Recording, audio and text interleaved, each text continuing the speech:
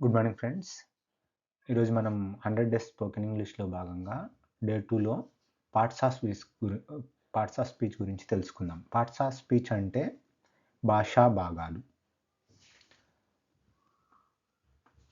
What is parts of speech? Parts of speech అంటే భాషా భాగాలు. ఇంగ్లీష్ భాషలో వర్డ్స్‌ను అవి చేసే పనిని బట్టి 8 భాగాలుగా విభజించారు. అవేమిటంటే noun, pronoun, verb, adjective, adverb, preposition, conjunction, interjection. ఇవి 8. నౌన్‌కి ఫస్ట్ వన్ నౌన్‌కి తెలుగులో నామవాచకం, పేరు పదం అంటారు. ప్రొనౌన్ని సర్వనామం అంటారు. వెర్బ్‌ని క్రియ, యాడ్జెక్టివ్‌ని విశేషణం, యాడ్వర్బ్‌ని క్రియా విశేషణం అంటారు. ప్రిపోజిషన్, కంజంక్షన్ ఆ పదాలు మనకు కొత్తగా ఉంటాయి. అంత అవసరం లేదు. ఇంతవరకు తెలుసుకుంటే చాలు. ఒక్కొక్క దాని గురించి క్లియర్‌గా మనం నెక్స్ట్ తెలుసుకుందాం. Importance of parts of speech. ఆ పార్ట్స్ ఆఫ్ స్పీచ్ యొక్క ఇంపార్టెన్స్, అవి ఎందుకు మనం నేర్చుకోవాలి? ఇవి ఎందుకు మనం నేర్చుకోవాలంటే first one clear sentence formation. ఇవి నేర్చుకోవడం వల్ల, పార్ట్స్ ఆఫ్ స్పీచ్ నేర్చుకోవడం వలన మనం ఒక సెంటెన్స్‌ని క్లియర్‌గా ఫార్మ్ చేయగలుగుతాం. Second one correct speaking and writing. Parts of speech తెలుసుకోవడం వలన మనం కరెక్ట్‌గా మాట్లాడగలుగుతాము, రాయగలుగుతాము. Third one better understanding of English. Parts of speech తెలుసుకోవడం వల్ల మనం ఎవరైనా చెప్పింది, చదివింది, మనం చూసింది వీడియోస్‌లో గానీ, టీవీల్లో గానీ, ఏదైనా ఇంగ్లీష్ సంబంధించింది మనం విన్నా, చదివినా, చూసినా మనం అర్థం చేసుకోవడానికి పార్ట్స్ ఆఫ్ స్పీచ్ మనకి హెల్ప్ అవుతది. ఇంకా fourth one foundation for grammar. మనం గ్రామర్ నేర్చుకోవాలంటే ఖచ్చితంగా పార్ట్స్ ఆఫ్ స్పీచ్ తెలిసుండాలి. అవి తెలియకుండా మనం గ్రామర్ అర్థం కాదు. కన్‌ఫ్యూజ్ అయిపోతుంటాం. Improves vocabulary usage. Parts of speech నేర్చుకోవడం వలన వొకాబులరీ యూసేజ్ కూడా మనం ఇంక్రీజ్ చేసుకోవచ్చు. ఎందుకంటే సేమ్ వర్డ్స్‌ని, ఒకే వర్డ్‌ని నౌన్‌గా కొన్ని సార్లు మనం నౌన్‌గా, వెర్బ్‌గా, యాడ్జెక్టివ్‌గా ఉపయోగిస్తాం. అందువలన పార్ట్స్ ఆఫ్ స్పీచ్ నేర్చుకుంటే ఇవి మనకి సింపుల్ అవుతాయి.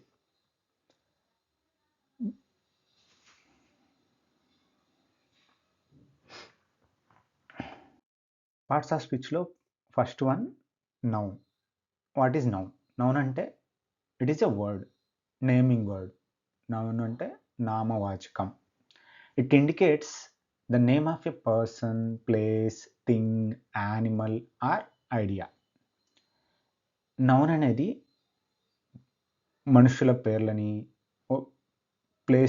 ప్లేస్‌ల పేర్లని, వస్తువుల పేర్లని, జంతువుల పేర్లని తెలియజేస్తుంది. For example person name. For example Sachin Tendulkar. Sachin Tendulkar అని ఒక నేమ్. కాబట్టి పర్సన్ నేమ్‌ని తెలియజేస్తుంది. Place for example Hyderabad, Vijayawada. ప్లేస్‌ని ఆ నేమ్‌ని తెలియజేసేది నౌన్. థింగ్ వస్తువులు. ఫర్ ఎగ్జాంపుల్ ల్యాప్‌టాప్, చైర్ అట్లాంటివి థింగ్స్ అంటే. యానిమల్ జంతువులు, ఏ జంతువైనా డాగ్, క్యాట్, రాబిట్ ఏదైనా. Or idea, any idea for example thought like that.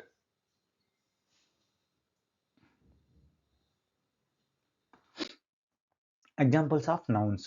Persons examples చూద్దాం. నౌన్‌కి examples persons. Teacher.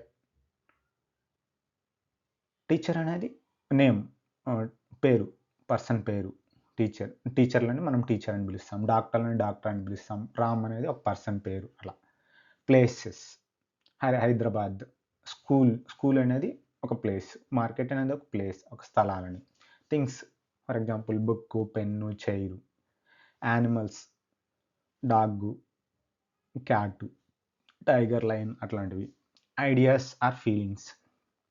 For example love, honesty, happiness అట్లాంటివి. వాటిని కూడా మనం నౌన్ పేరు, మనం దేన్నైనా పేరు పెట్టి పిలిస్తే దాన్ని నౌన్గా చెప్పుకోవచ్చు. పేరున్న ఏదైనా నౌన్ కిందకి మనం తీసుకుంటాం ఇంగ్లీష్లో. ఎగ్జాంపుల్ సెంటెన్సెస్ నౌన్తో. For example here my father is a teacher. ఇక్కడ ఫాదర్ అనేది నౌన్. మై ఫాదర్ అనేది మన నాన్నగారిని తెలియజేస్తుంది కాబట్టి father is a teacher. The river నది అనేది ఒక పేరు. దాని నేమ్ నౌన్ అంటే name. The river is a clean. The river is very clean. The dog is barking. ఇక్కడ మన నౌన్ గురించి తెలుసుకుంటాం కాబట్టి ఇక్కడ మై ఫాదర్ అనేది ఈ సెంటెన్స్లో మై ఫాదర్ అనేది ఒక నౌను. ద రివర్ అనేది ఒక నౌను. ద డాగ్ అనేది ఒక నౌన్. పేరున్న ప్రతిదీ నౌన్. డాగ్ అనేది ఒక నేమ్ నౌన్. రివర్ నది, నదికి పేరు ఉంది కదా, దాన్ని మనం నౌన్గా చెప్పుకుంటాం. ఫాదర్ మనం అదొక పేరే కదా. దాని పేరున్న ప్రతిదీ నౌన్గా మనం పిలుచుకుంటాం. ఎగ్జాంపుల్స్ ఇక్కడ మై ఫాదర్ అనేది నౌన్. ఇక్కడ ద రివర్ నది అనేది నేమ్ నౌన్. ఇక్కడ డాగ్ అనేది నౌన్. ఎగ్జాంపుల్స్ మాత్రమే. ఇక్కడ what is pronoun? Parts of స్పీచ్లో సెకండ్ వన్ ప్రొనౌన్ అంటే ఏంటి? నౌన్కు బదులుగా వాడేదాన్నే మనం ప్రొనౌన్ అంటాము. నౌన్కు బదులుగా ఎందుకు వాడతామంటే నౌన్ ఫర్ ఎగ్జాంపుల్ ఏదైనా నేమ్ని రిపిటేషన్గా వాడితే కొంచెం ఇబ్బందిగా ఉంటుందని నౌన్కు బదులుగా మనం ప్రొనౌన్ని యూజ్ చేస్తాం. A pronoun is a word that is used instead of a noun to avoid repeating the noun again and again. Noun పేరుని పదే చెప్పకుండా మనం ప్రొనౌన్ను ఉపయోగిస్తూ ఉంటాం. ఆ ప్రొనౌన్లు ఏమేంటి? Common pronouns. మనకున్న ప్రొనౌన్స్ ఐ అనే ప్రొనౌన్ని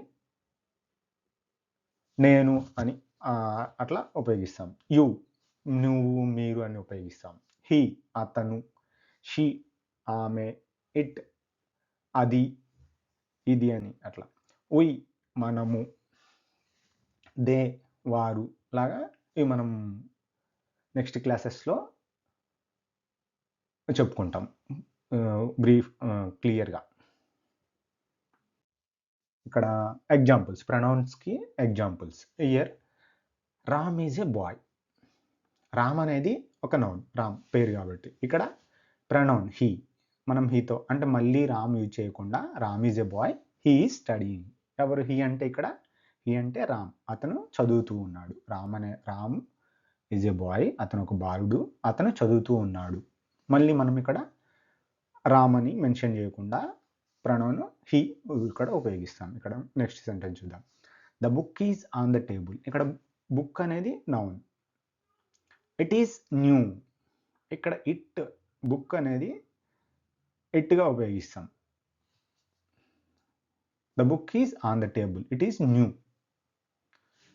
ద బుక్ను మళ్ళీ ద బుక్ ఈజ్ న్యూ అనకుండా మనం సింపుల్గా ఇట్ అని వాడతాము. ప్రొనౌన్ ఇట్ని ఇక్కడ ఉపయోగిస్తాము. Riya is my friend. ఇక్కడ రియా అనేది నౌన్గా ఉపయోగిస్తాము. ఇక్కడ రియాకు బదులుగా she lives in Hyderabad. Riya is my friend, she lives in Hyderabad. ఇక్కడ మామూలుగా అయితే Riya is my friend, Riya lives in Hyderabad అని చెప్పకుండా మళ్ళీ రియా అని అనకుండా లేడీ కాబట్టి షీ అని, ఇక్కడ మ్యాన్ కాబట్టి హీ అని ఉపయోగిస్తాం. ఇవి మళ్ళీ నెక్స్ట్ క్లాస్లో మనం క్లియర్గా నౌన్స్ గురించి, ప్రొనౌన్స్ గురించి ఇంకా క్లియర్గా మనం తెలుసుకుందాం. పార్ట్స్ ఆఫ్ స్పీచ్లో మూడోది verb. What is verb? Verb అంటే a verb is an action word. Verb అనేది పనిని తెలియజేస్తుంది. It tells what a person or thing does, is or has. ఒక వెర్బ్ అనేది సబ్జెక్ట్ చేసే పనిని తెలియజేస్తుంది, సబ్జెక్ట్ ఎలా ఉందో తెలియజేస్తుంది, సబ్జెక్ట్ ఏం కలిగి ఉందో తెలియజేస్తుంది. సబ్జెక్ట్ అంటే ఇక్కడ పర్సన్ కానీ థింగ్ కానీ, ఒక థింగ్ అంటే వస్తువు, అది ఏం చేస్తుంది, ఎలా ఉంది, ఏం కలిగి ఉంది అనే దానిని వెర్బ్ తెలియజేస్తుంది. ఎగ్జాంపుల్స్, వెర్బ్కి ఎగ్జాంపుల్స్ చూద్దాం. కమ్ అనేది రావడాన్ని తెలియజేస్తుంది, గో వెళ్ళడాన్ని తెలియజేస్తుంది, రన్ పరిగెత్తడాన్ని తెలియజేస్తుంది, స్పీక్ మాట్లాడడాన్ని తెలియజేస్తుంది, రైట్ రాయడాన్ని తెలియజేస్తుంది. అలా వెర్బ్ పనిని తెలియజేస్తుంది. ఒక సబ్జెక్ట్ ఏం చేస్తున్నాడో దాన్ని తెలియజేయడాన్ని వెర్బ్ తెలియజేస్తుంది. ఓకే, వెర్బ్కి ఎగ్జాంపుల్స్ చూద్దాం. First one, birds fly in the sky. Birds fly in the sky. పక్షులు ఫ్లై, ఇక్కడ ఫ్లై అనేది verb. Birds fly in the sky. ఏం చేస్తున్నాయి బర్డ్స్? ఏం చేస్తున్నాయి? ఎగురుతున్నాయి. ఎక్కడ? ఆకాశంలో. ఇక్కడ ఫ్లై అనేది ఎగరడం, ఇక్కడ వెర్బ్ అనేది ఎగరడం. బర్డ్స్ ఏం చేస్తున్నాయి? ఎగురుతున్నాయి. ఇలా రెండో ఎగ్జాంపుల్ చూద్దాం. I eat breakfast at 8 AM. నేను ఉదయం 8 గంటలకు అల్పాహారం తింటాను. ఐ ఈట్, ఇక్కడ ఏం చేస్తున్నాను? తింటున్నాను. ఈట్ తినడాన్ని తెలియజేస్తుంది. ఇక్కడ వెర్బ్ ఈట్ అనేది తినడాన్ని తెలియజేస్తుంది. Third one, they speak English well. వాళ్ళు ఇంగ్లీష్ బాగా మాట్లాడతారు. వాళ్ళు ఏం చేస్తారు? స్పీక్ బాగా మాట్లాడతారు. దే స్పీక్, వాళ్ళు ఏం చేస్తారు? మాట్లాడతారు. దే స్పీక్, ఇక్కడ మాట్లాడతారు అని తెలియజేస్తుంది అనమాట. They speak English well. Verb అనేది వాళ్ళు చేసే పనిని తెలియజేస్తుంది. Okay, next one, what is adjective? Parts of స్పీచ్లో నాలుగోదైన యాడ్జెక్టివ్ గురించి తెలుసుకుందాం. An adjective is a word that describes a noun or pronoun.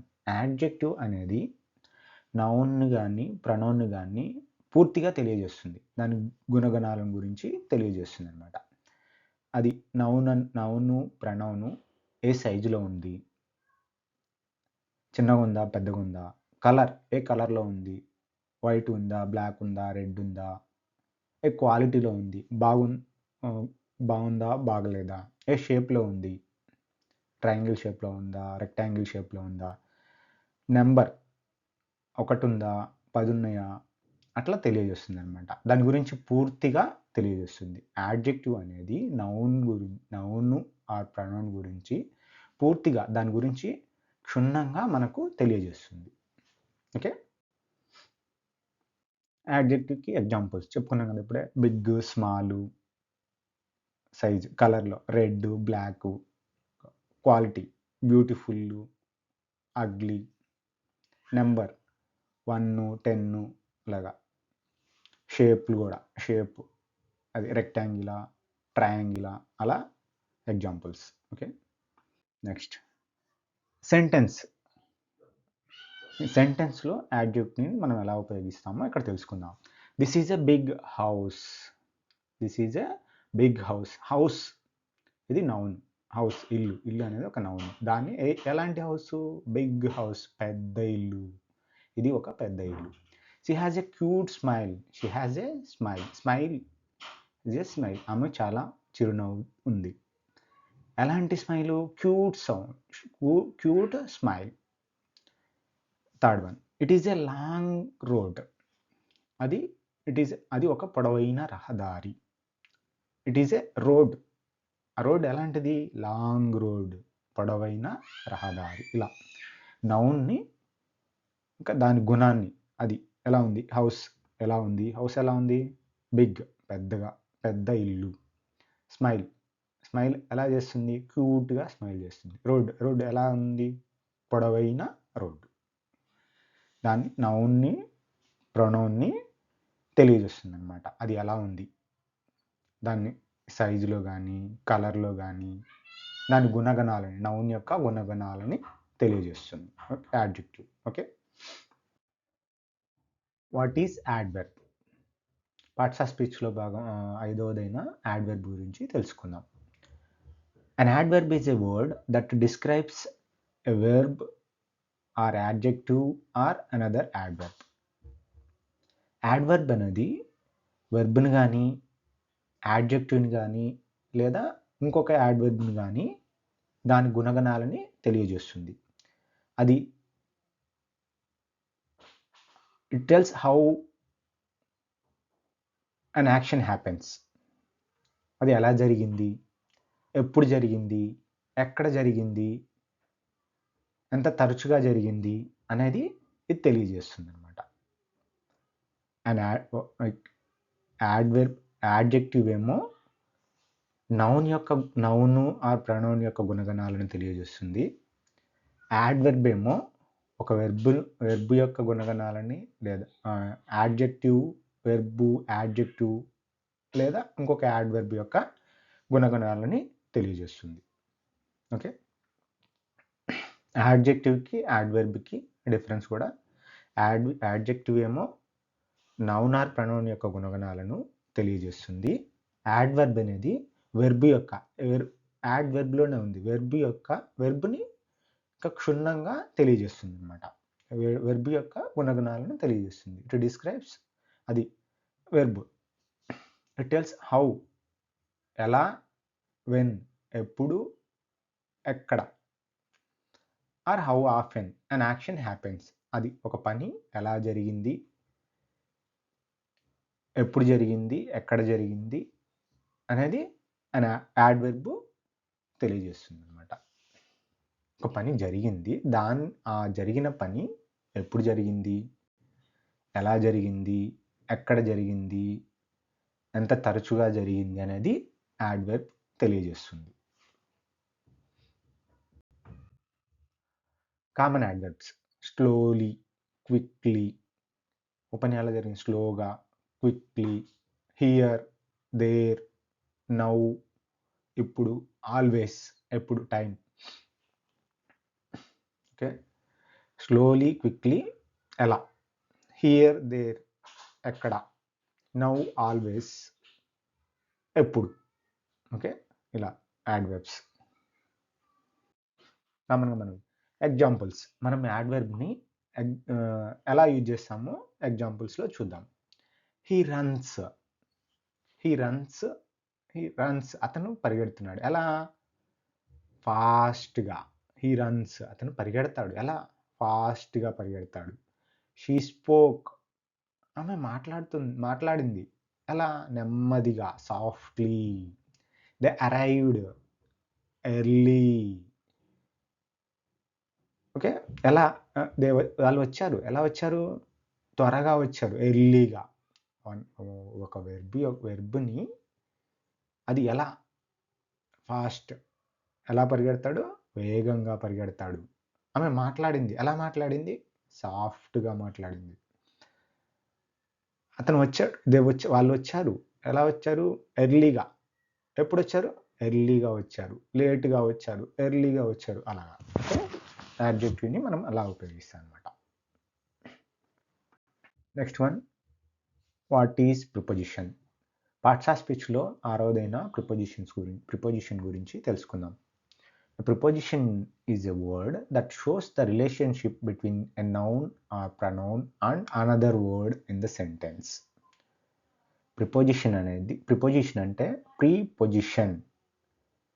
Noun లేదా ప్రొనౌన్కు ముందు ఉండేదాన్నే ప్రిపోజిషన్ అంటారు. నౌన్ ఆర్ ప్రొనౌన్కు ముందు ఉండే పదాన్ని ప్రిపోజిషన్ అంటారు. ఓకే, అది ఆ పదం వాటి మధ్య రిలేషన్ని, ఆ వర్డ్కి, ఆ నౌన్కి, ఆ ప్రొనౌన్కి మధ్య ఉండే రిలేషన్షిప్ని తెలియజేస్తుంది. Okay, it usually tells place, time, direction are position. ఎక్కడ ఉంది, ప్రిపోజిషన్ టెల్స్ ఎక్కడ ఉంది, ఏ ప్లేస్లో ఉంది, పైన, కింద, అలా తెలియజేస్తుంది అనమాట. ఏ డైరెక్షన్లో ఉంది, ఏ టైంలో ఉంది, ఉదయమా, మధ్యాహ్నమా, అలా తెలియజేస్తుంది అనమాట. దాని గురించి ఇంకా తెలుసుకుందాం. కామన్ ప్రిపోజిషన్ కామన్గా ఉపయోగించాయి. ఇన్, లో, ఆన్, పై, అండర్, కింద, ఎట్, వద్ద, బిహైండ్, వెనుక, బిట్వీన్, మధ్య, బిసైడ్, పక్కన. ఓకే, మనం జనరల్గా కామన్గా ఉపయోగించే ప్రిపోజిషన్స్ ఇన్. మనం ఎగ్జాంపుల్స్లో చూద్దాం. ప్రిపోజిషన్స్ని సెంటెన్స్లో ఎలాగ ఉపయోగిస్తామో చూద్దాం. First sentence, the cat is under the table. Preposition అంటే ప్రీ పొజిషన్, నౌన్ కానీ ప్రనౌన్కు కానీ ముందు ఉంటుందన్నమాట. అండర్ ద టేబుల్, ఇదిగో ద టేబుల్ అనేది నౌన్కు ముందు, అండర్ అనేది preposition. Okay, the cat is under the table. పిల్లి టేబుల్ కింద ఉంది. The book is on the shelf. ఇక్కడ సెల్ఫ్ అనేది నౌన్కు ముందు ప్రిపోజిషన్ ఆన్ ఉంది. ఓకే, పుస్తకం ర్యాక్ పై ఉంది. Third one, he sat beside మీ అనేది ఇక్కడ ప్రొనౌన్ నౌన్ కానీ ప్రొనౌన్కు కానీ ముందు ప్రిపోజిషన్ ఉంటుంది. ఓకే, అతను సాట్ బిసైడ్ ఓకే, అతను నా పక్కన కూర్చున్నాడు. ప్రిపోజిషన్స్ చాలా ఇంపార్టెంట్. మనం మాట్లాడేటప్పుడైనా రాసేటప్పుడైనా ప్రిపోజిషన్స్ సరిగ్గా యూజ్ చేయకపోతే చాలా మిస్టేక్స్ పోతాయి అన్నమాట. ఓకే, అందుకని ప్రిపోజిషన్స్ చాలా జాగ్రత్తగా నేర్చుకోవాలి. మనకు చాలా మిస్టేక్స్ ఎక్కువ పోయేది ప్రిపోజిషన్స్లో, ఎక్కువ మిస్టేక్స్ పోతుంటాయి. ఓకే, అవి మనం బ్రీఫ్గా ఇక్కడ తెలుసుకున్నాము. ఇంకా డీటెయిల్గా మనం తర్వాత క్లాసుల్లో తెలుసుకుంటాం. Okay, what is conjunction? Conjunction is a word that joins two words, phrases or sentences. Conjunction అనేది రెండు పదాలను కానీ, రెండు ఫ్రేజ్లను కానీ, రెండు సెంటెన్స్లను కానీ కలుపుతుంది. ఓకే, జంక్షన్ రెండు అంటే జంక్షన్ పేరులోనే ఉంది కదా, జంక్షన్. ఓకే, రెండు పదాలకు మధ్య జంక్షన్ లాగా ఇది పనిచేస్తుంది. ఒక రెండు సెంటెన్స్లకు మధ్య ఇది ఒక జంక్షన్ లాగా పనిచేస్తుంది. రెండు ఫేజెస్లకు మధ్య ఇది ఒక జంక్షన్ లాగా, అంటే రెండు పదాలను కలిపేది.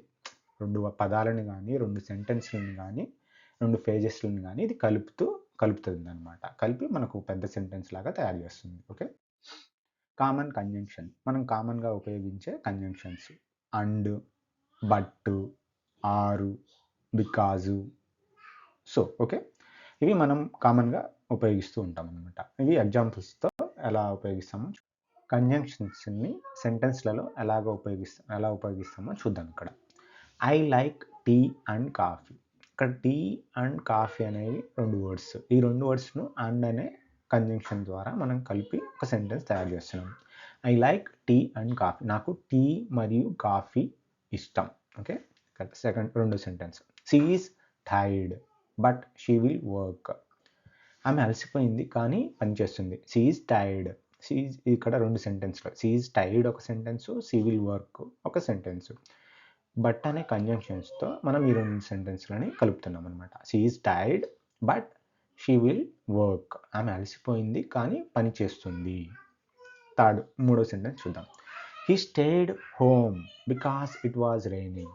ఇక్కడ రెండు సెంటెన్స్లు, ఈ స్టేడ్ హోమ్ అనేది ఒక సెంటెన్స్, ఇట్ వాజ్ రైనింగ్ అనేది ఒక సెంటెన్స్. ఈ రెండు సెంటెన్స్లను మనం బికాజ్ అనే కంజంక్షన్ ఉపయోగించి కలుపుతున్నామంట. He stayed home because it was raining, వర్షం పడుతున్నందున అతను ఇంట్లోనే ఉన్నాడు. ఓకే, అలా మనం కంజంక్షన్స్ని రెండు సెంటెన్స్ని కానీ, రెండు వర్డ్స్ని కానీ, రెండు ఫేజెస్ని కానీ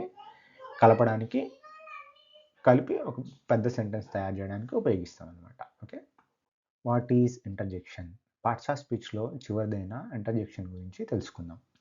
An interjection is a word used to express a sudden feeling or emotion such as surprise, joy, anger, pain or excitement. హఠాత్తుగా వచ్చే ఫీలింగ్స్, ఎమోషన్స్ని తెలియజేయడానికి ఇంటర్జెక్షన్ ఉపయోగిస్తారు. మనకు సడన్గా ఏదైనా బాధ అయినా, ఆనందమైన ఎక్స్ప్రెస్ చేయడానికి ఇంటర్జెక్షన్ని ఉపయోగిస్తాం అనమాట. ఇంటర్జెక్షన్ని గుర్తు, దీస్ వర్డ్స్ జనరల్గా ఒక సింబల్ ఎక్స్క్లమేషన్ మార్క్ని ఉపయోగిస్తాం.